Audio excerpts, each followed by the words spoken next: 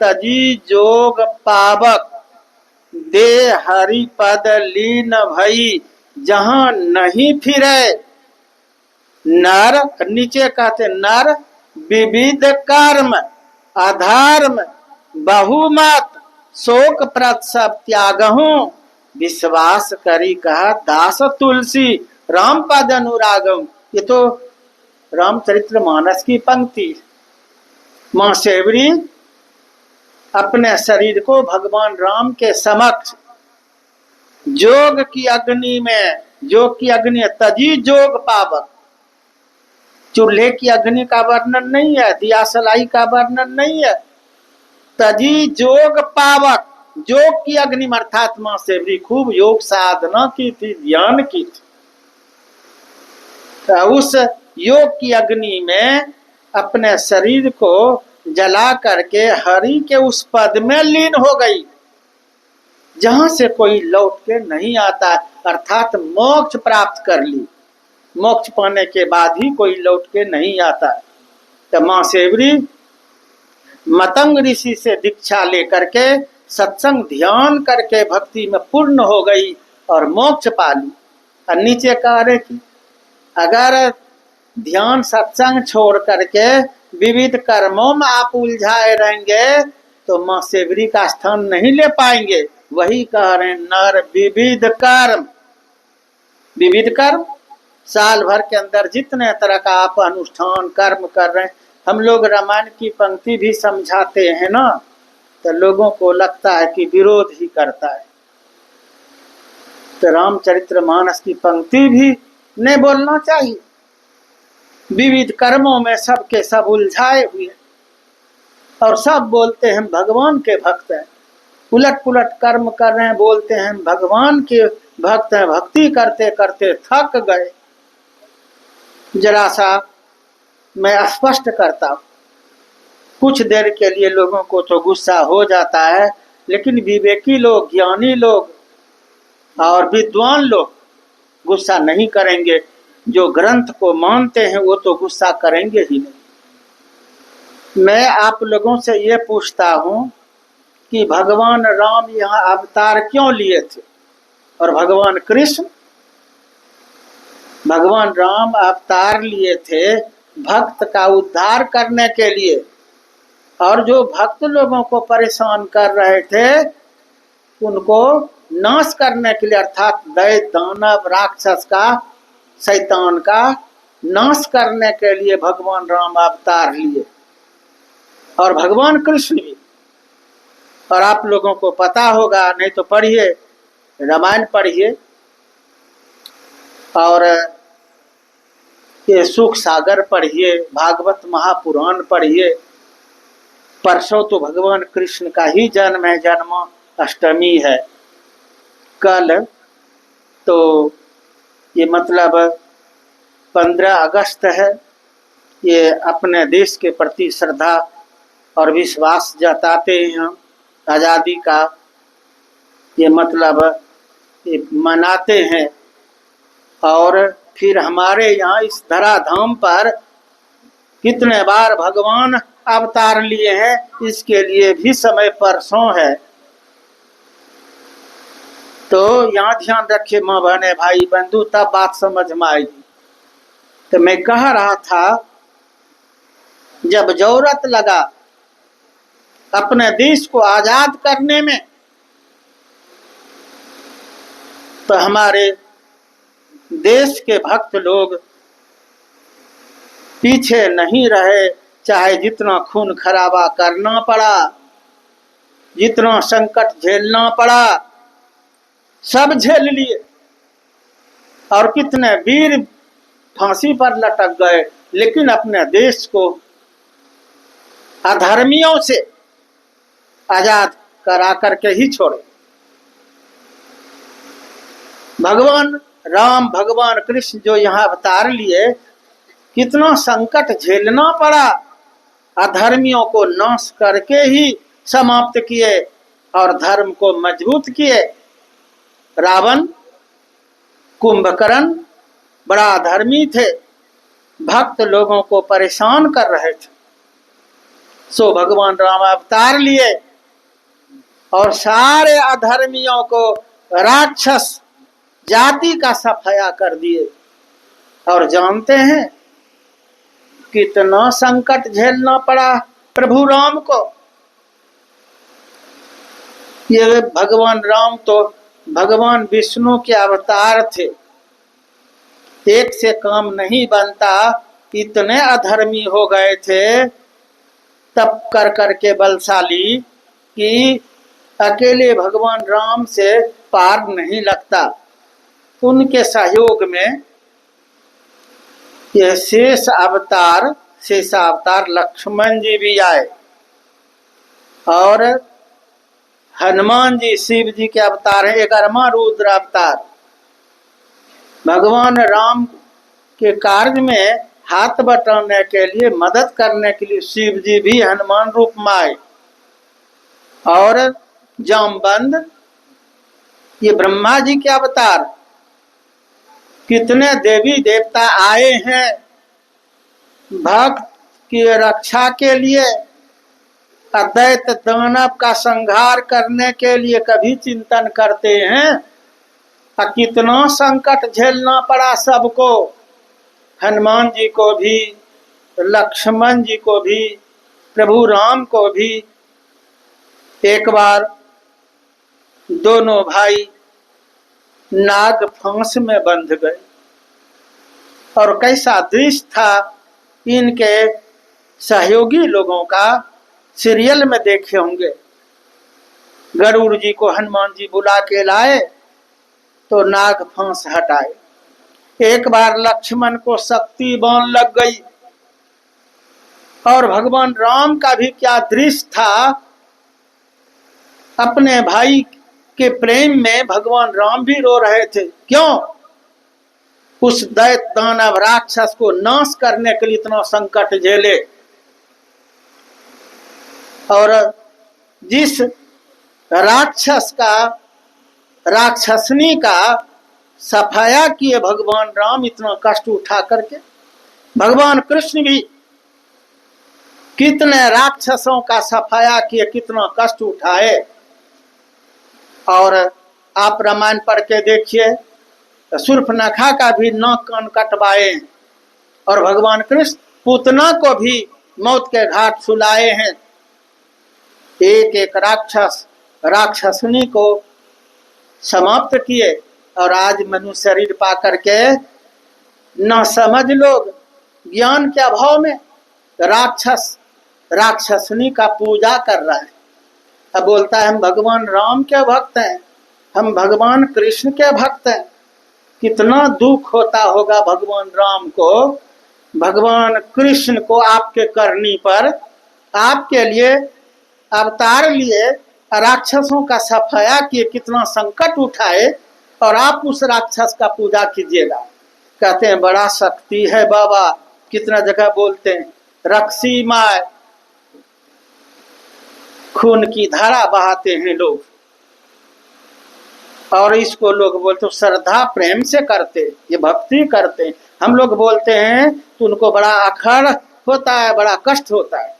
मैं आप लोगों से पूछता हूँ, क्या भगवान राम के विरोधी हैं कि सहयोगी जो राक्षस का पूजा कर रहे हैं? भगवान कृष्ण के विरोधी हुए कि सहयोगी? तो झूठे का क्यों बोलते हैं हम भगवान राम के भक्त हैं, भगवान कृष्ण के भक्त हैं? हाँ, सत्संगी लोग कहे कि हम भगवान राम के भक्त हैं, हम भगवान कृष्ण के भक्त हैं, हम हनुमान जी के भक्त हैं, हम शिव जी के भक्त हैं, तो ये बात जचती है। क्योंकि भगवान राम वैष्णव, भगवान कृष्ण वैष्णव, शिव जी वैष्णव, हनुमान जी वैष्णव, और आप एक वैष्णव धर्म को नहीं निभा रहे हैं, उलट पुलट खान पान में रत हैं, ऊपर से कहते हैं हम भगवान के भक्त हैं। सत्संगी लोग की मानता है, ऐसा बोलते, क्या पावर है आपको?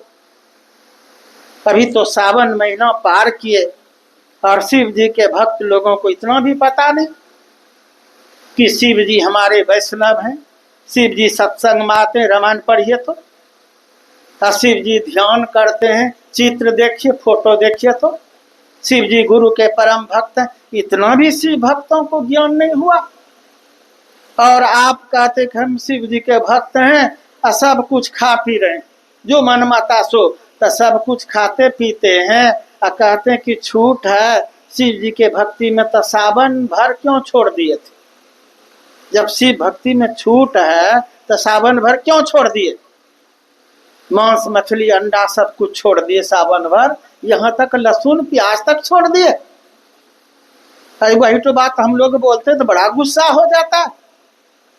हम लोग कहीं निकलते थे ना, एको जगह नहीं देखते थे बकरा लटका हुआ है। और जैसे सावन समाप्त हुआ, रक्षाबंधन जैसे पार हुआ, दूसरे दिन कितने जगह ये आफत हो गया, बकरा बकरी पर सब लटक रहा है, गर्दन काट दिया, लटका दिया। डर के मारे 1 महीना तक कैसे रहा पता नहीं, शिव जी के डर से कि शिव जी का महीना है सावन महीना, जहां गड़बड़ करोगे तो वो उनका रुद्र, मतलब क्या कहा जाए, तो गुस्सा में आएंगे, क्रोध में आ जाएंगे और क्या सजा देंगे पता नहीं। डर से 1 महीना छोड़े। हमारे सत्संगी लोग साल भर में 365 दिन में 1 दिन भी नहीं खाते। आप 1 महीना छोड़ने पर आप पावर दिखा रहे कि शिव जी को हम ही मानते। जो 365 दिन में को दिन नहीं खाते, जीवन भर नहीं खाते हैं, उनसे आप बड़ा कैसे हो सकते? कोई पर्व त्योहार करते तो 2-3 दिन आप छोड़ते हैं, नवरात्रि करते तो 9 दिन, 10वां दिन में तो बकरा का नंबर लगाइए देते, बड़का पर्व करते हैं तो 2-3 दिन तक निभाते हैं, जहाँ निस्तार हुआ मछली बकरी पर नंबर लगाइए देते। तो सत्संगी का बराबरी कैसे आप कीजिएगा? कहते हैं हम ही लोग बेसी मानते। सोचिए माँ बहने भाई बंधु, समझाने में भी बड़ा गुस्सा हो जाता है। उन लोगों को लगता है कि हम लोगों का विरोध करता है। तो मैं सबसे पूछता हूँ, अभी बोलिए, मेरे जाने के बाद नहीं, अभी बोलिएगा तो बहुत ग्रंथ है आपके यहाँ। महाभारत है, 4 वेद है, 108 उपनिषद है, गीता, रामायण, 26 शास्त्र, 18 पुराण। तो हम अभी समझा देंगे एक ग्रंथ से, जितना समय मिल पाएगा। अभी बोलिएगा तब ना, जाने के बाद सुनाम बोलते हैं, 2-4 तो जमा होगा, वो बाबा वो तो विरोधे करता है, तो सुनाम क्यों बोलते? मुँह पर बोलना चाहिए। हम कोई दूर दराज नहीं रहते, कभी मिलने के लिए आश्रम आ जाइए और वहाँ बातचीत कीजिए। हम ग्रंथ निकाल करके आपको दिखा देंगे। कौन ग्रंथ आप नहीं मानते? वेद नहीं मानते, उपनिषद नहीं मानते, गीता नहीं मानते, कि रामायण नहीं मानते, पुराण नहीं मानते, आखिर कुछ तो मानते हैं। सो माँ बहने भाई बंधु, बड़भागी है ये मनुष्य शरीर प्रभु की असीम कृपा से प्राप्त हुआ है। और ये शरीर पाकर के नहीं समझ पाएंगे तो सांप गोजर के शरीर से समझिएगा, कुत्ता बिल्ली के शरीर से समझिएगा। तो यहाँ भाव था मेरा कहने का कि भगवान की भक्ति कीजिए, सच्ची भक्ति कीजिए। उलट पुलट कर्म करके भगवान के नाम पर आप भक्ति बता रहे हैं, ये आपकी भूल है। भगवान कृष्ण गीता के 90 अध्याय में समझा रहे हैं। गीता तो हम लोग लिखे नहीं है, भगवान का उपदेश है। अभी तो भगवान राम का उपदेश सुने आप। गीता में भगवान कृष्ण का उपदेश है और आप गीता के 90 अध्याय पढ़ के देखिए। अब समझाने में गुस्सा हो जाए आप लोगों को तो हम आगे बढ़ जाते। है तो गीता की बात, आपके घर में गीता हो तो अवश्य निकाल करके पढ़िए। भगवान कृष्ण क्या कह रहे हैं, मनुष्य को क्या समझा रहे? कहते हैं देवताओं का व्रत करने वाले देवताओं के पास जाएंगे, अर्थात स्वर्ग जाएंगे। जिस स्वर्ग के संबंध में भी भगवान राम कह रहे हैं कि स्वर्ग स्वल्प अंत दुखदायी, और संत महापुरुष लोग भी कहते स्वर्ग के फेर में मत रहो। तुलसी सत मत तत गहौ, स्वर्ग पर करो खखार। संत महापुरुष लोग स्वर्ग नहीं चाहते, उस पर थूक फेंकते खखार। अब गुस्सा होगा, वाणी तो संत वाणी बोलते हैं, ग्रंथ से बोलते हैं, भगवान राम के उपदेश को बोल रहे हैं, भगवान कृष्ण के उपदेश को बोल रहे हैं। अब किसी को गुस्सा बेवजह का हो जाएगा तो हम लोग क्या करेंगे तब? तो भगवान कृष्ण यहाँ कह रहे हैं देवताओं का व्रत करने वाले देवताओं के पास जाएंगे, पितरों का व्रत करने वाले पितरों के पास जाएंगे। जब स्वर्ग जाना बढ़िया नहीं हुआ तो पितर लोक देव लोक से नीचे लोक है, तो वो कैसे बढ़िया होगा? जो बाप दादा ध्यान भजन सत्संग नहीं किए और मरने के बाद भटक रहे हैं, उसी में पंडित जी पितर मिलन कराता है। देव मिलन नहीं, स्वर्ग मिलन तो कभी कराया नहीं। हम लोग तो बहुत जगह जाते, स्वर्ग मिलन नहीं होता है, लेकिन लोग अपने मन से लिखते हैं स्वर्गीय फलना बाबू, स्वर्गीय माता जी, स्वर्गीय पिताजी। स्वर्ग मिलन तो कहीं हुआ नहीं, कोई करवाए नहीं। ये स्वर्ग मिलाने का पावर पंडित जी को भी नहीं है, इसलिए पितर मिलन आप सुनते और भगवान से मिला दे, मोक्ष दिला दे, ये होगा उनसे। ये संत सदगुरु करा सकते, दूसरे को पावर नहीं है। इसीलिए पितरों का व्रत करने वाले पितरों के पास जाएंगे। नीचे पद में भगवान कृष्ण नीचे पंक्ति में कह रहे, भिन्न भिन्न भूतों को पूजने वाले भिन्न भिन्न भूतों में जा मिलेंगे। इसी को समझना चाहिए। हम लोग इसको समझाएंगे तो बड़ा गुस्सा होगा माँ बहनों को, भाई बंधु को, यहाँ तक कि सत्संगियों लोगों को हो जाता गुस्सा, तो दूसरे को फिर क्यों नहीं होगा? तो इसीलिए इसको हम नहीं समझा के आगे बढ़ जाते न। भिन्न भिन्न भूतों को पूजने वाले भिन्न भिन्न भूतों में जा मिलेंगे। एक दो सत्संगी बोलते हैं बाबा लोग ऐसे बोलता है, तो राजे मन माविसुम से करो, तब उनको कौन समझाएगा? फिर सत्संगियों बोलता है, तो इसको हम नहीं बोल समझाते हैं। अभी है गीता की बात, कहिएगा तो जरा सा स्पष्ट कर दें, नहीं कहिएगा तो हम आगे बढ़ जाए, क्योंकि गुस्सा होता है ना। भगवान कृष्ण करें कि हम भिन्न भिन्न भूतों को पूजने वाले भिन्न भिन्न भूतों में जा मिलेंगे। ये भिन्न भिन्न भूत क्या हुआ? आप गाछ वृक्ष पूजिएगा, थोड़ा सुनने का भी हिम्मत रखिए, अभी गुस्सा नहीं कीजिएगा, ठीक है? सुनने का थोड़ा हिम्मत रखिए। गाछ वृक्ष पूजिएगा तो गाछे वृक्ष न बनिएगा। आम गाछ, अमला गाछ, केला गाछ, पीपल गाछ, बाट गाछ, कितना गाछ पूजिएगा? मर जाइएगा गाछे पूछते पूछते। कितना गाछ है धरती पर, कितना पूजिएगा? बोलिए तो। गाछ पूजिएगा तो गाछ बनिएगा, सीधी बात है भगवान कृष्ण का।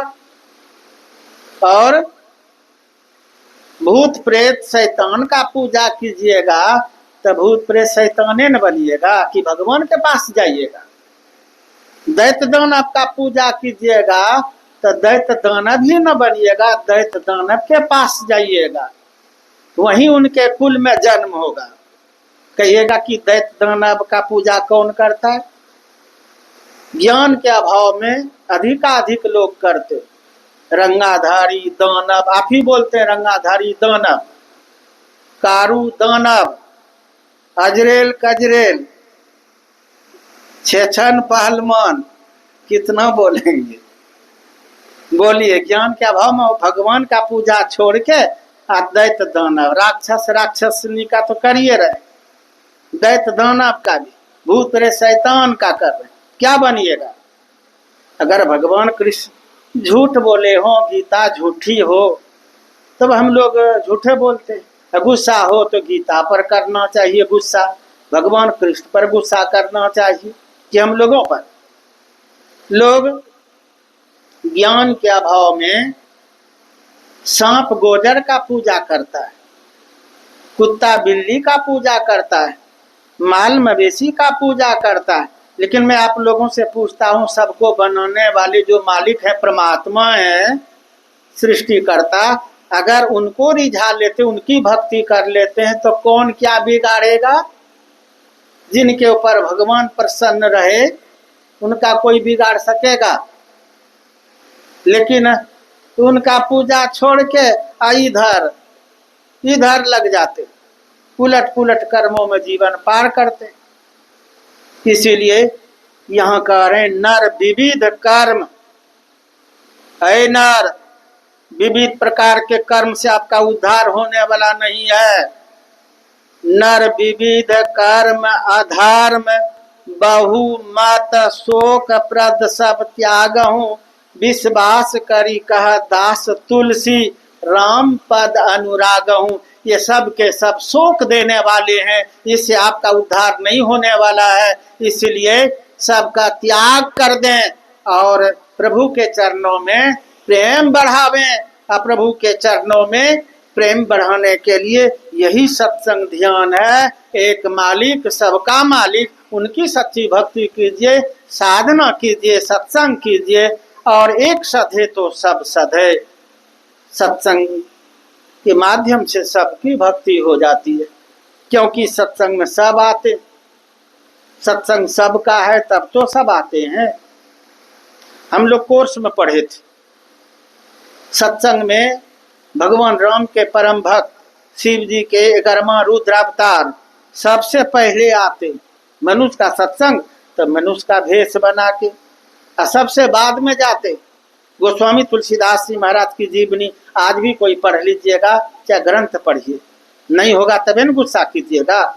तो सत्संग में हनुमान जी सबसे पहले आते। इस सत्संग में शिव जी भी आते। रामचरितमानस उत्तरकांड पढ़िए, कागभुसुंडी कौआ का नाम है। एक कौआ सत्संग करते हैं तो शिव जी समाधि तोड़ करके कौआ के सत्संग में भी आते हैं। पक्षी का सत्संग, सो पक्षी बन करके, हंस बन करके आए हैं। तुलसी कृत रामायण सप्तम सोपान उत्तरकांड पढ़ लीजिए जरा, तब हमसे बात कीजिएगा। तो शिव जी सत्संग के लिए हंस तक बने, सत्संग सुनने के लिए उगना बने, नौकर बने, विद्यापति के घर में सेवा किए। क्या समझिएगा इस सत्संग का महत्व। जो शिव जी सत्संग के बड़े प्रेमी भक्त हैं, हनुमान जी सत्संग के प्रेमी भक्त हैं, और उसी गोस्वामी तुलसीदास जी महाराज की जीवनी में वर्णन है कि सत्संग में भगवान राम भी आते। नहीं तो समर्थ रामदास जी महाराज की जीवनी पढ़िए आप, इस सत्संग में हनुमान जी भी आते हैं, भगवान राम भी आते हैं। कथा कहने में समय लग जाएगा, विशेष मात्र में संकेत किया। तो सत्संग में सब क्यों आते हैं? और जब भगवान बुद्ध सत्संग सुनाते थे, उपदेश करते थे, तो स्वर्ग का मालिक इंद्र भेष बदल करके आकर के भगवान बुद्ध को पंखा झेल, स्वर्ग का मालिक